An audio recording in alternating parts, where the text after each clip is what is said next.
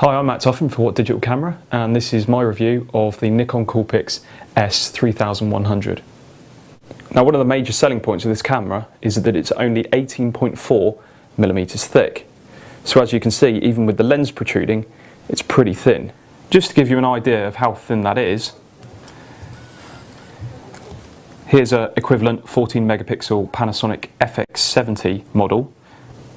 Now, as well as being impressively thin, the S3100 also manages to cram in a 5x optical zoom and a 14 megapixel sensor.